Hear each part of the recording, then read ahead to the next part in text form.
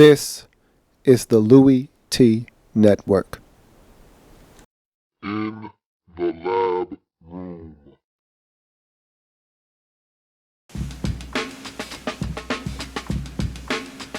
Who else could it be? For me, join me.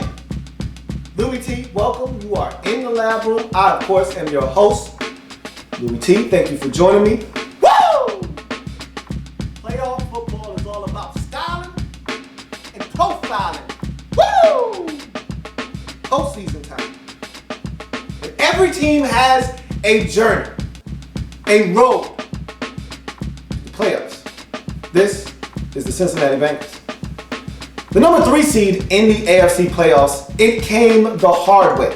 The Cincinnati Bengals started off this season like gangbusters. It seemed like the light bulb had finally come on for Marvin Lewis and Andy Dalton, who seemed like they were on a mission. This was going to be different. No first round exit for these guys this season. They were not only going to win the AFC North, which they ultimately did, but they were going to not only win the division, get a first round bye, get out of the first round, get out of the second round, and make it to the AFC Championship game. It seemed like a realistic goal after the Cincinnati Bengals started the season 8-0 with huge wins at Baltimore in Week 3, which to me signified that they were serious this season. And again, we didn't know how bad the Ravens were at the time, but that still was a big win. Week 5, come from behind victory over the Seattle Seahawks, down 24-7 in that ball game.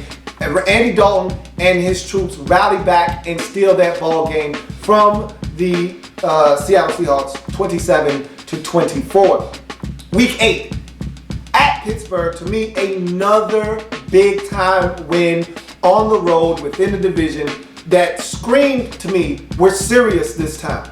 And they go, it was not pretty, not an offensive explosion, but the defense stepped up, forced about 4 turnovers, if not 5, and they go out, win the football game, injure Le'Veon Bell, his season was done in this football game, and we're able to win the football game on the road against the Steelers and go to 8-0 on the season. But trouble was just around the corner.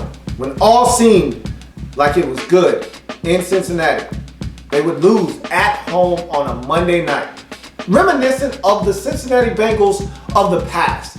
They struggled against the Texans, a team that had been struggling themselves on defense. They couldn't score, having quarterback issues. They would actually have their quarterback injured in this game. Enter in Tyler Jonathan Yates, who throws a touchdown pass to DeAndre Hopkins, and they lose the football game 10-6 to the lowly Texans. Who knew that that would jumpstart the Texans season and help them win their division and go to the playoffs, and would send this Cincinnati Bengals team from one of the best in the league to just a really good team in the AFC. Now, a number of things had to transpire for them to fall from one of the best to just the number 3 seed.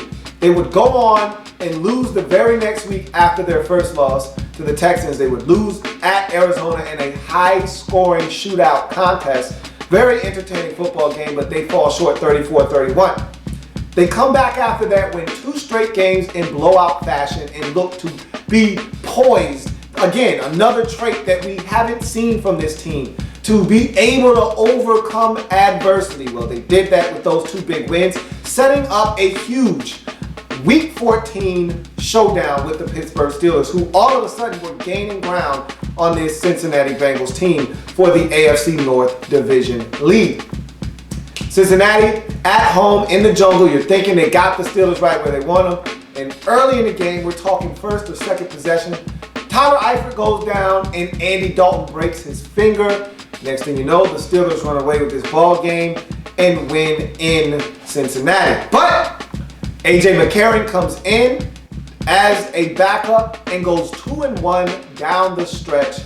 That one loss, however, was a big one at Denver in Week 16, a game that they needed to win in order to try to secure a first-round bye. Instead, they lose that game, and then they go win in Week 17. Wasn't the prettiest of victories versus the Ravens, but it did give them an opportunity to try to get a first-round bye. The Broncos ultimately won in Week 17, eliminating the Cincinnati Bengals from getting a first-round bye, but they still won the AFC North at 12-4. They still go into the playoffs playing good football. This is one of the best defenses in all of football.